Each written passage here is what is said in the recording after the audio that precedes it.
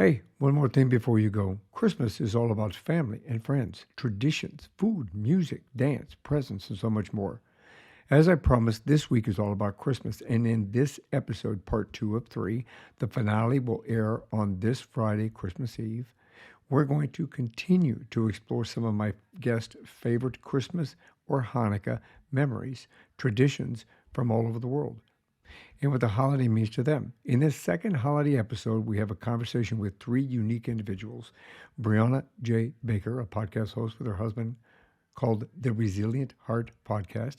Ashley Jackson-Thompson, we've had her on the program before. She's another podcast host. She's an author and a unique event planner, as well as David Black. He's a Jewish actor, producer, and a filmmaker who lives in Australia. He has a unique memory of celebrating Christmas as well as Hanukkah. So stay tuned and stick with us for the rest of this week because I'm going to share with you me and my wife's favorite Christmas memoirs and a little bit of history about Christmas origins. We're also going to talk to a woman from Austria who's got a very unique tradition that they do in Austria, which is a little bit different than we do here in the United States. So I hope you enjoy these conversations as much as I did.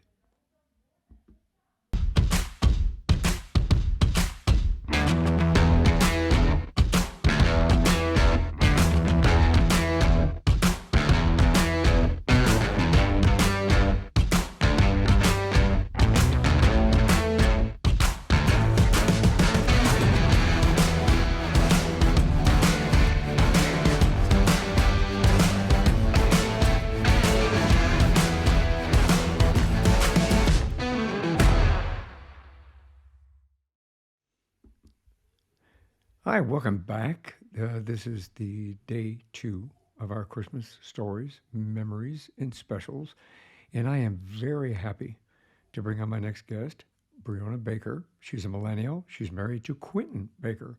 And together they created the Resilient Love podcast as an outlet to provide tips on marriage and life experiences. The couple focuses on making connections that help to build community, and when they're cultivating communication, they create a stronger and a more resilient connection that allows for us all to grow as one. And welcome to the show, Briana. Thank you so much. I'm so excited to be here. You know, this is uh, the holiday season, and I love sharing positive messages to people and positive experiences. And I think we're going to talk about your podcast here in a little bit, but I think you can bring that to us. So let's talk about Christmas. Yes. You know that song, Christmas just ain't Christmas without the one you love. And last Christmas was actually a challenging Christmas because I was just getting over COVID. So I look at Christmas now as one of those monumental moments of celebrating the ones that you love. Because again, this can be also a challenging time because you miss the ones you love. But one particular memory that comes to mind, more of a highlight, is when I was younger and I was always the one to wake up everybody. The night before Christmas, my mother and I would make cookies, sit them out with a little note for Santa. And I felt so special because when I woke up, they were gone. The cookies were gone, the milk was gone. I was like, he really came and he brought a lot of stuff that year. But as you fast forward through life, you realize the value of just being with family and creating those cherished memories. And as time progressed on, I would then have music playing in the background. I was waking up everybody, and then my mother would cook us breakfast. My dad was just cracking jokes in the living room, and my siblings and I were just enjoying one another. So, Christmas for me is just that awesome time of the year to just slow down and just make those cherished memories last for a lifetime. I have to agree with you. Family, I think over the years, Christmas has kind of got more commercialized, and we Mm-hmm. got lost. Family got lost, and the closeness got lost. And fortunately and unfortunately, over the last couple of years, I think that people have recognized the need for uh, being grateful for who we have in our Yes. lives and how they're in our lives, and family all the way around. I'm sorry that you had COVID. Hmm. I understand, but it's so. I'm just so thankful to be here and be able to chat with you. Because I there is one more thing to share. That's why I'm still here today to share it with you. Well, exactly, 100%. So, what part of the country do you live in? United States and North Carolina. North Carolina. Did you grow up in North Carolina? Yes, born and raised in a Well, small town, Kinston. because now I'm going to ask you this because I've asked my other guests this. We all across the states have our certain traditions, even state to state, believe it or not. Hmm. Do you guys have any particular traditions for Christmas that you want to share? Um, just getting the tree together. Sometimes you have those storylines of a big tree lighting, but in our state, in our capital, Raleigh, there is actually a light show that happens at Dorothea Dix sunflower field. And so right now the sunflowers are not out, but they have created such an awesome maze that you can drive through and enjoy the lights of the city. So that's one thing that we definitely do here. We love the lights, light shows all around any city, any town. That's a good thing. Yeah, this year, for some reason, I don't know why, but this year our whole neighborhood kind of decided to get on the bandwagon, and uh, you, everybody's lit up, maybe except for a couple of houses. We should walk them around and make them feel guilty. Say, where are your Right, lights? like you did not get on board. That's funny. You guys have any Christmas meal like traditions? What kind of food? Oh, honestly, a lot of times it's one of those repeats. So what we have for Thanksgiving is like a repeat for Christmas. But this year I'm cooking. And so we're gonna have fried chicken and Salisbury steak, mashed potatoes, mac and cheese, string beans, like the whole nine. And my husband wants a red velvet cake, so yeah. So this works. I'm coming to Yeah. your house for Christmas. Hey, come on down. I grew up in an Italian environment, so there's Hmm. pasta and there's a fish or meat of some type and wine and Mm. salad and live, laugh, love. You know, Yeah. so it works. It works. It Yes. works. Yeah, so it was kind of fun. But he talked Hmm. about the ham. He says it, from a child, him and his father would go back into this holler, one particular one. That was the one they went to because it was the best ham, and Hmm. they'd get their ham and they'd bring it out, and then that would be their Christmas dinner every year, and he's done it ever since. Oh, wow. That is a nice tradition. Yeah, it's pretty cool. So you have family like your father, your parents, or your grandparents? Yes. Parents are still here. Both grandmothers are here. My brother, my sister, my nieces and nephew, and then my husband and his extended family as well. Did you guys all spend it together? Yes, the tradition is to meet up at my parents' house, and then we go to my grandmother's house, and then we begin to go to the other houses. We almost do like a Christmas tour, is what we call it. That works, and you get to see all the everybody lights. gets, yes, everybody gets a hey, how you doing from the Bakers. This works. uh, so, any of the memories that you can think of stick out?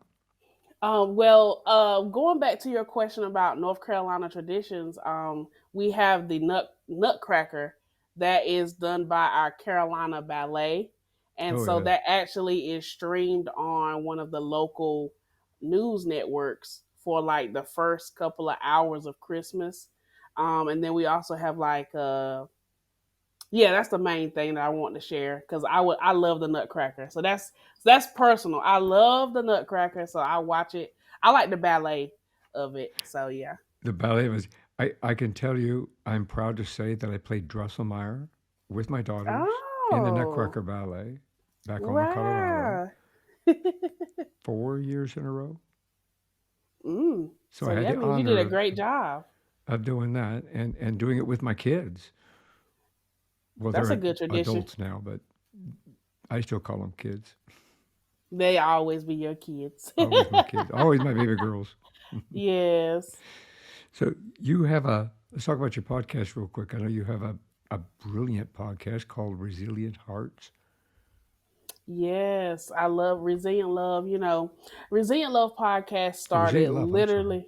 It's okay. Love is hearts. Love is hearts. Resilient Love started October 2019. My husband and I got married July 2019.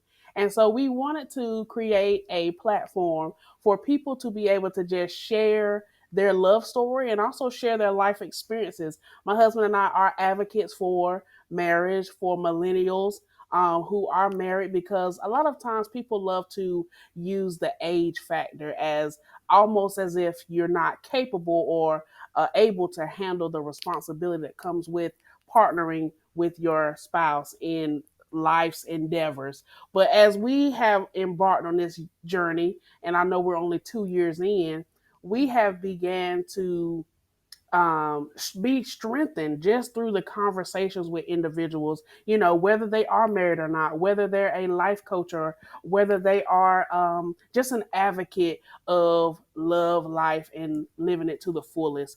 We have definitely gained so many wonderful stories over this time of recording the podcast. And we took a slight hiatus towards the end of this year, but we're coming back in 2022 to definitely share even more of resilient love. One of our main questions that we ask our guests is, how has this situation or scenario that you have shared with us made you more resilient? And when we hear the summary, everybody says unanimously that I have been strengthened because of what I went through, or I have gained a level of knowledge because of what I went through. And it's just an amazing journey.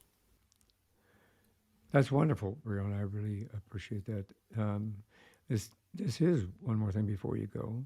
So before we go, do you have any Christmas magic you want to spread and share with us? Christmas magic. Yes. For those of you that want to just create those wonderful memories, I have seen on social media how people are doing like the elf on the shelf and going out and doing Christmas photos, whatever that thing is for you to have that lasting memory with your family.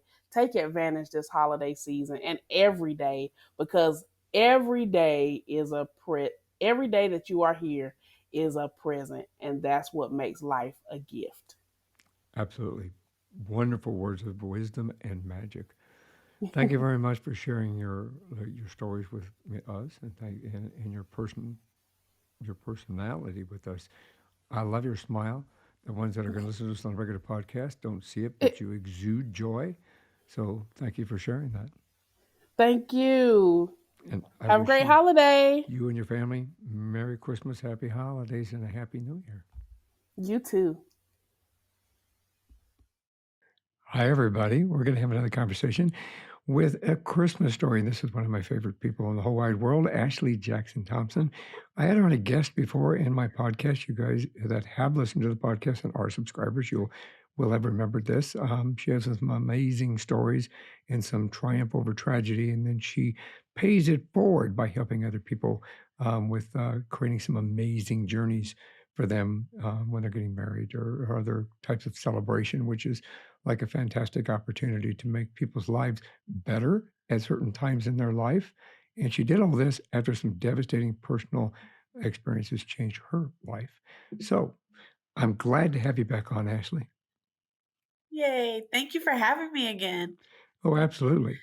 So Christmas, I mean, there's everybody thinks of Christmas in several different ways. The people I've been talking to, they kind of share it differently across the country, actually, which is kind of unique, and across the world. So let's talk about how you share Christmas. What's your favorite Christmas memory?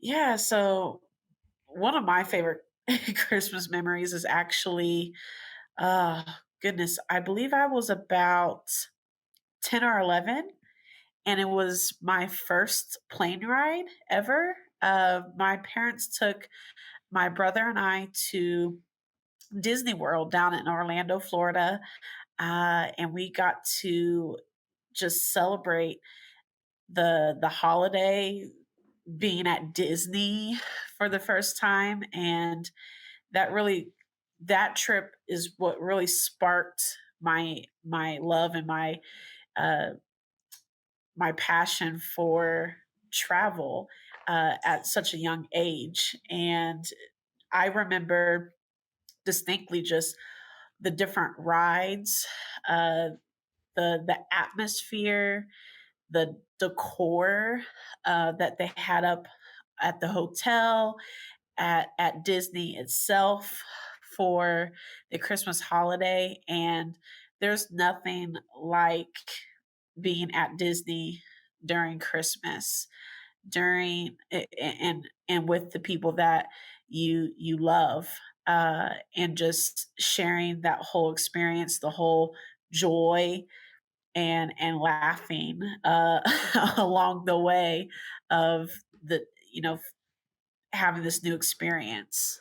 Yeah, it's amazing. That you wouldn't think, but a kid, Disneyland at Christmas, all mixed together, has got to be it's just an amazing experience within itself, especially from that Right. perspective.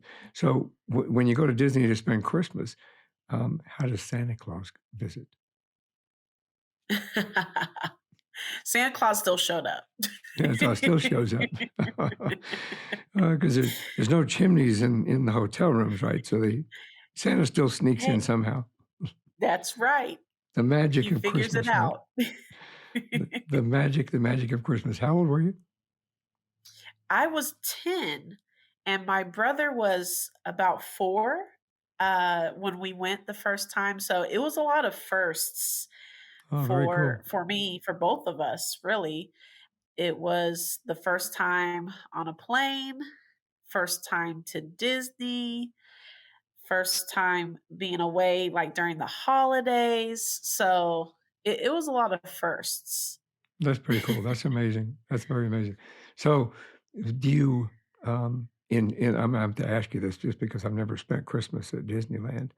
Does Santa Claus, do they have a Santa Claus walking around? So if somebody else goes, So, honestly, I don't remember if they did or not. But what I do remember is that like Mickey and Minnie had Santa suits on, or she had like the Mrs. Claus um, uh, outfit on, but a distinct Santa Claus, I can't remember.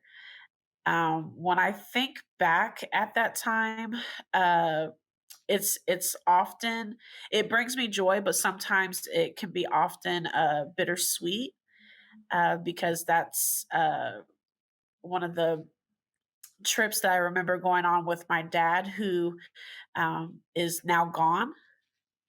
I remember But that. that's the bitter of it. But the sweet of it is that him and my mom instilled in us that experiences and memories are going to outweigh stuff. Well, So I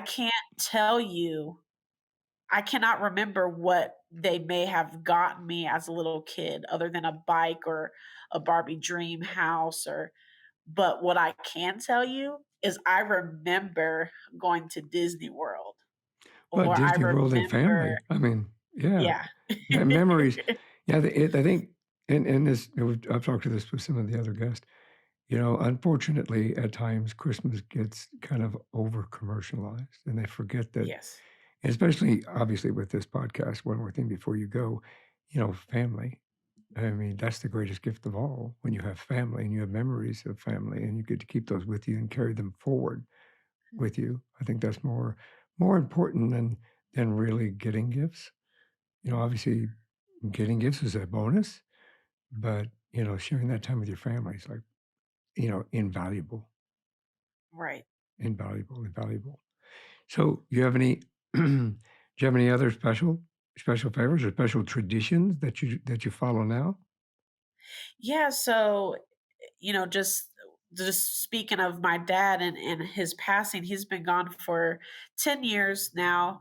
And we at the very first Christmas after he passed, we started a new tradition.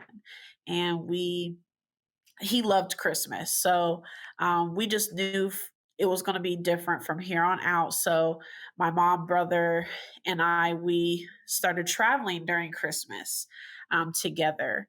And through the years, we might have stayed home maybe 3 or 4 times, but for the most part, we do travel.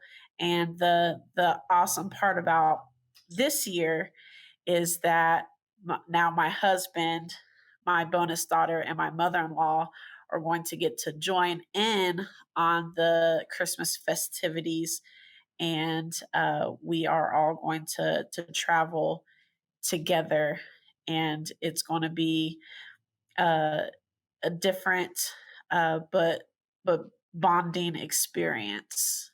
Yeah, that's cool. I like that your term a bonus daughter. Yes. That's pretty cool. A bonus daughter. I like that. It's always nice to have a bonus within the family, and yours obviously has been through. It's just been through it. So, which again, I'll make sure that everybody knows how to get a hold of that episode, so everybody can listen to that episode to know your journey. But I am so Yes. happy for you that you have this opportunity to continue to spread joy and spend it with your family and really get involved and travel. So, what's it like to spend Christmas in different, I'm assuming different states? Yes, different states. Well, we tend to frequent Las Vegas for Christmas because my brother now lives there. This works. So for a few past Christmases, we've had like 50 to 60-degree weather because I'm from Ohio. So sometimes it might be wet, snowy, um, cold. But here, the past we've spent it in the desert in the 50s and 60s. So that's been always funny. So my mom is more of the I want a white Christmas type. So she might just get her wish this year because we're going to go to Frankenmuth, Michigan. If anybody's been there, I Not been there. totally, yeah, you have? I've not been there. Oh, okay. It They call it Little Bavaria, so it's almost like you're stepping into Germany or Austria. Oh, It's really cool.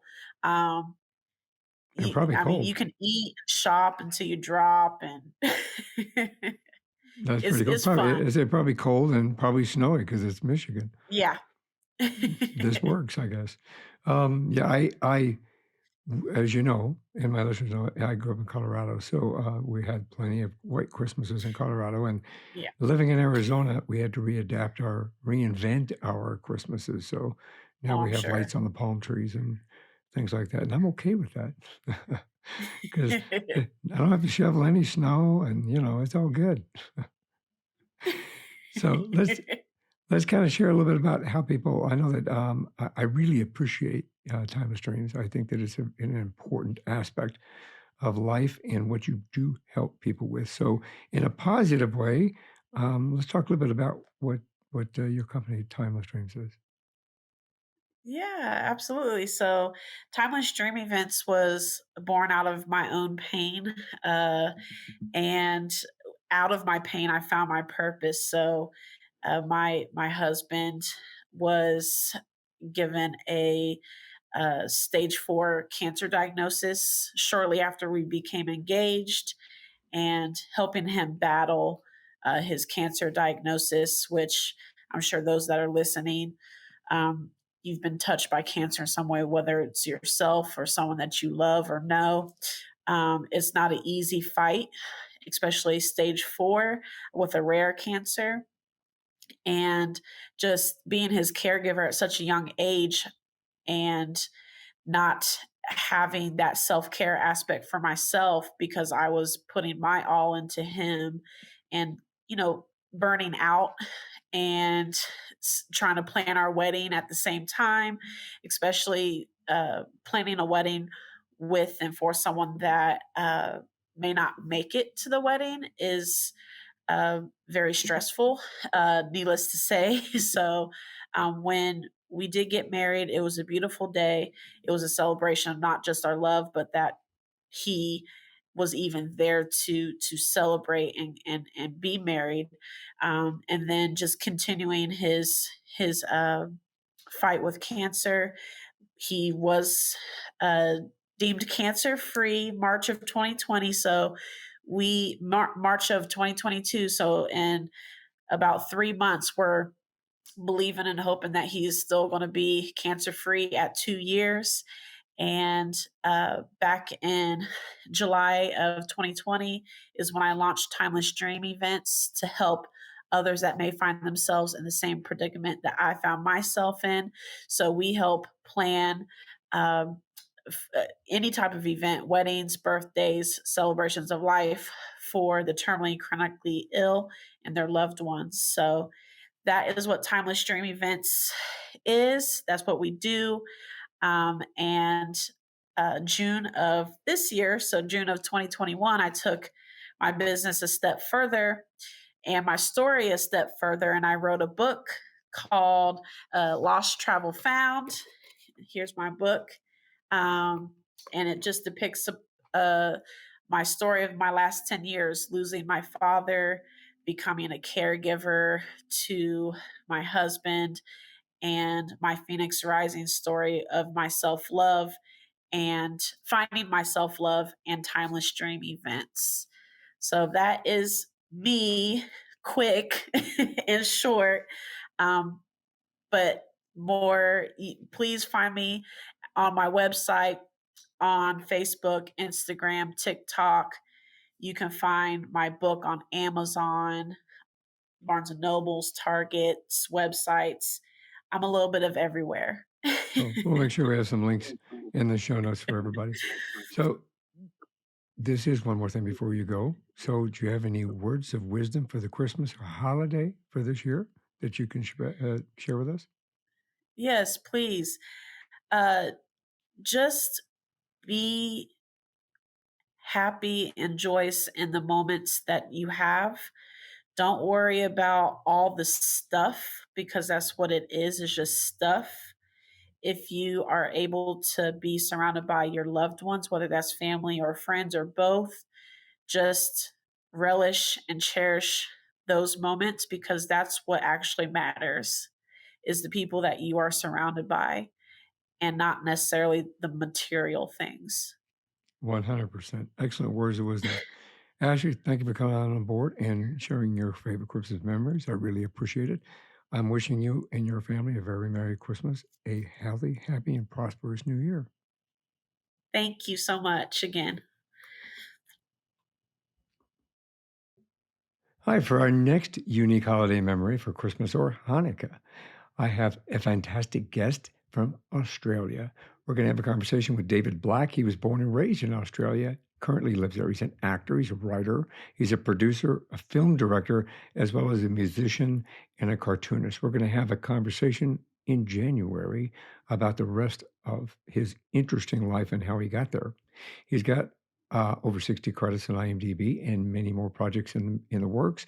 His unique story is the fact that he's Jewish, and we're going to share one of his favorite holiday memories, like the one where his mother put a Christmas tree up. Welcome to the show, David. Oh, thanks for having me on, Michael.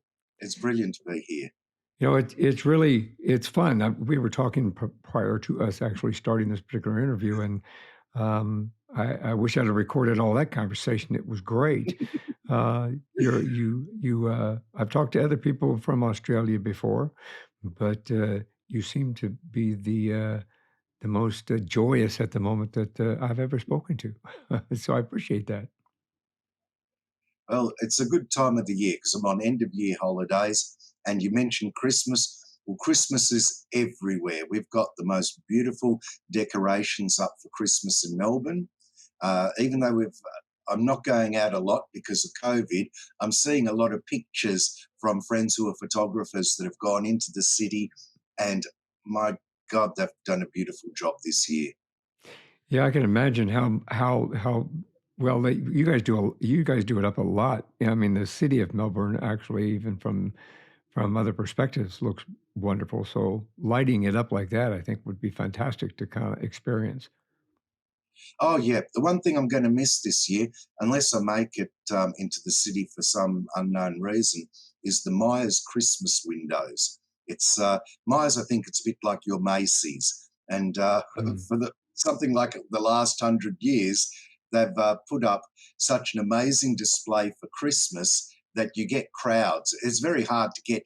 You have to line up for a long time to get to look at each window, and Right. they'll have things like animatronics and things moving around, and the kids just get right into it when they'll see something like Santa's workshop and elves moving around, and it's very clever. They spend a year and a half roughly to make each one.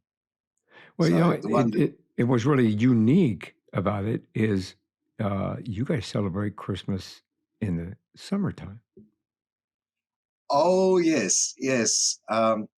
We're used to seeing everything from overseas with snow and ice skating and reindeer, and yet Christmas Day here is can quite often be a heat wave, which does make it difficult for all of the people that dress up as Santa. I can just imagine how itchy and sweaty it is with a stuck-on beard. Yeah, well, the suit, everything. I mean, the whole suit, the whole getup. I mean, I personally would cut cut the legs off and go in shorts, Santa shorts. I agree, but many many years ago, and I think you put it in the slide. I There did. was a Australia Post did a Christmas stamp with Santa on a surfboard. 1975 was not 2021. People were far more conservative, and it was the most complained about stamp ever. Now, to me, that's a beautiful stamp. You've got Santa in shorts. We do have hot weather, and it was very Australian. But some people felt it was sacrilegious, or it was it was trivializing what was an important festival to them. And of course, many of us, because it seems like almost a secular festival, because we have a public holiday, they forget there actually is a mass. It is a religious festival. Well, it's I just had a quick view of it there. What's interesting about you get excited. I see a smile on your face, even when you're talking about it Yeah. before. The fact that you're Jewish, but you still enjoy and love the holiday, that's a real benefit, I think, to mankind around you. Well, most of my Jewish friends feel the same, although there are ultra Orthodox Jews. I'm not. I do have some friends amongst them. I've never discussed Christmas because it's not something that they would probably respond to. But your average person in the street, I mean, you turn on the TV, you're going to have Christmas ads. You've got Christmas everywhere, and in a way, it is an inclusive festival because it's about goodwill to all. And when I'm walking down the street on Christmas Day, people are shouting out from across the street, Merry Christmas! And I feel good that they've said that. And I call out Merry Christmas back. I'm being included into a society that was very different when I was a kid and was not so inclusive. Yeah, that's where part of your story comes in. I think you have a very unique story in dealing with your family put up a Christmas tree one year. Ah, yes. Well, I should start off with if I can give a bit of background into Australia, say 1972, because this was Christmas 1972. I don't want to make things sound bad. I'd like to concentrate more on the progress that we've made to getting to 2021 rather than how bad things were in 1972 by comparison.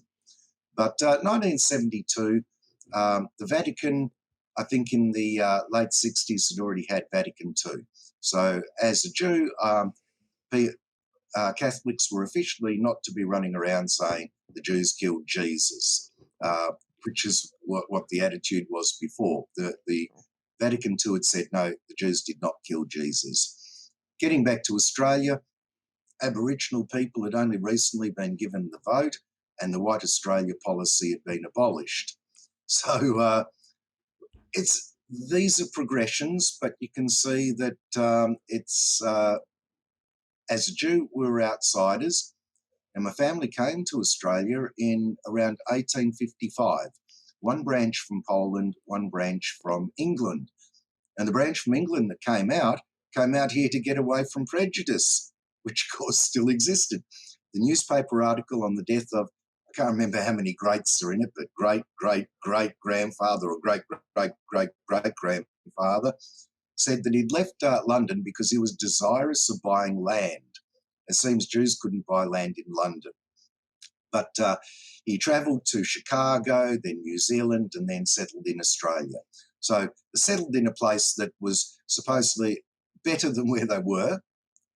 But 1972, well, we're seeing some progress. So in this year, my parents had been divorced for some years, and my mum was now going out with a guy called Bob who was Christian. And we were coming up to Christmas, and Mum went out and bought a Christmas tree just to surprise him. So it was one of those kit ones made out of plastic, which was also something fairly new. So she put that together, and Bob was thrilled, and he brought over a box of Christmas decorations, some of them from a few years ago and some of them that he'd grown up with that were quite precious. And Bob did up the Christmas tree, and Mum and my grandma thought, look, there's no harm in it. Nobody's going to know. It's in the lounge room.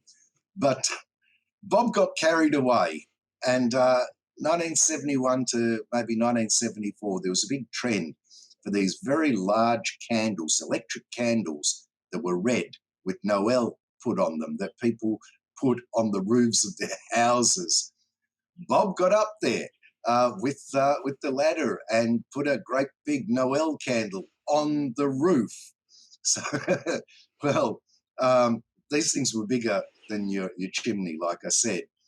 Sunday came along, and my dad was coming to pick us up because he had access and could see us every Sunday. We heard the brakes of that car screech in the street. And I heard for a long time the neighbours complaining that a Jewish man had actually sworn in the street. So I'm guessing that in pulling up, he must have screamed out, can't say the word, but you can imagine. So, whoa, was there all sort of hell to pay. In fact, neighbours weren't too happy with the Noel candle on the roof because we were Jews and you're supposed to stay in your lane. Well, anyway, that in itself is one story, and we kept hearing about it for a long time. But Mum did pack up that Christmas tree when Christmas was over, and all of the rubbish we were hearing in the Jewish community was slowly dying down about the Jewish family that had the Noel candle on the roof. And the local synagogue asked for donations for the fete. And what did Mum do? She packed up the Christmas tree back into its original box and donated the Christmas tree for the synagogue fete. Well, the fete hadn't even happened, and all of the talks everywhere that Mum's donated a Christmas tree to the Jewish synagogue fete. Well, that all died off after the fete because it was the first thing that got sold, the first thing that was bought. A local Jewish business owner bought that because he thought, I'll put that up at Christmas in the shop. Oh, that's brilliant. That's brilliant. Oh, that's funny. I think what a memory. I mean, donating, was that kind of a, well, this is a positive show, so I won't say the right word, but kind of a, when she donated it to the synagogue for the... Well, I think my father heard about it. It's not like Mum went and told him, hey, I just donated a Christmas tree to the synagogue fete. But my dad heard about it and he's worried about what people are going to think about him and that sort of thing. And the talk just kept going on. Oh, this Jewish family went and donated a Christmas tree to the fete. Oh, but they put it up there and it was the first thing that got sold. It was the most popular item, obviously, and it sold at full price without anyone bargaining. Oh, that's pretty cool, actually. That's pretty cool. Yeah, you and I had this conversation with a friend of mine that we kind of raised a few eyebrows a few years later than 72, but He was one of my colleagues that worked with me when I was on the police department, where he was Jewish, and he'd wear a Santa hat and fill a stocking full of candy canes. And when he was on patrol, he'd see any kids, he'd stop and talk to them and hand them candy canes and wish him a Merry Christmas and all that good stuff along that line. And he loved it. He looked forward to it every year, actually. He was, and his wife was Christian. His wife put up a Christmas tree. He was okay with that, and they celebrated both Christmas and Hanukkah at the same time. That's actually quite normal nowadays. I've seen a lot of stories over the years. Now, I, I couldn't pick them out and find you the links, but you might read that the Sikh community got together and got Christmas presents for the underprivileged children of an area. So you'll quite cool. often see this sort of outreach with synagogues, mosques, and different religions. So that's absolutely normal. In fact, I think that's what Christmas is about when they say goodwill to all. It doesn't say goodwill to only the Christians and make the rest of them get punished. Yeah, very true. Very true. Goodwill to all. We're all part of this wonderful world called humanity. And this world gets smaller all of the time. So, when my great whatever grandparents came to Australia, there would have been months coming here on a boat. But nowadays you can fly in. In fact, flight has been for quite a long time. Nowadays, I'm in America right now just via Zoom or whichever technical product you're using. So we're talking in real life, just like Dick Tracy. Yeah. Do you remember Dick Tracy? Yeah. It was a fantasy. That's what I love about my Apple Watch the kids got me. I can make a phone call on my wrist. When I was a kid, I played Dick Tracy with a fake one. Now I have now I've got a real one. Yeah. So people are talking in real time and collaborating all around the world. So basically every country is in my lounge room, and I'm in every country's in the lounge room of many, many countries. So if we don't all get along together now when it's like that, we're going to have some very big problems. Absolutely. 100%. I agree with that. You're a filmmaker. Let's talk about that real quick. And a writer and a producer. And what kind of films do you do? Mainly horror and comedy and horror comedies. But at the same time, that probably is about a third of my work. So we've actually made lots of different films, and it's usually on a whim because I work with a team. So I'm not the sole filmmaker. So I might look at a different genre to do. So, there's one day we'll work out what we're doing, but at the moment we're just enjoying ourselves by trying all different things. And having fun with it, I guess. Oh, that's the only reason to do it, because we don't charge for people to see the films. Most of the films are volunteer, with only a handful of the crew being given, say, token payments to cover costs. So this is a fun thing that anybody anywhere could do, just through networking and meeting other people who are film hobbyists. That's fantastic. And you have a YouTube channel, which I've got up on the screen here and so forth. Tell us a little bit about that. Oh, the YouTube channel I started before I was making films. You've got the picture of me there from when I was with my band Darkness Visible. For years, I wanted to make a music video for Darkness Visible, but that really wasn't an easy thing to do in the 80s. Later on, probably about 12, 13 years ago, we had a couple of films made that were by university students because they could borrow the equipment from the university. And then later on, the cost of equipment came down. There's no cost for editing suites. You can actually get professional editing suites for free, but if you do choose to pay, you'll get features that other people won't be able to get for free for maybe 4 or 5 years. But the cost, and well, nowadays the cost is so low, you can use your phone. You can get 6K on your phone. So there's nothing stopping anyone from being a hobbyist. It's just that I've got, 10 years of music videos with the band, and then 5 years or 6 years of making films. So with 16 years of experience, it looks like I'm professional, and we do come up with a fairly professional product, and the films do get shown around the world. Usually at small cinemas, like there'll be the short before the main feature at, well, to name a couple, there's Roxy 14, which is Roxy Stadium. It's got a lot of beautiful cinemas, but when you get down to the very end, you've got the 80-seater, the little one. Then there's Film Scene in Iowa, which is a 60-seat cinema. And then the Harrowby Community Theatre in Carlisle, UK. It's a big theatre, but only 50 or so attend the night. And then there's all of the community stations. So we get onto community TV around the world as well. Oh, that's great. I mean, you're spreading creativity and entertainment for people and allowing them to kind of enjoy and get away from the world for a little bit by watching them, which is fantastic. I can't wait to have a conversation with you, a deeper conversation with you in January, which I hope everybody will tune into that. I think we are going to get more in depth about you got a diverse creative background between everything that you've done and that you do, cartoonist and a writer and a bass player and band member and you did a comic book and everything. So I'm really looking forward to that. I am. Well, technically, they all come together in filmmaking.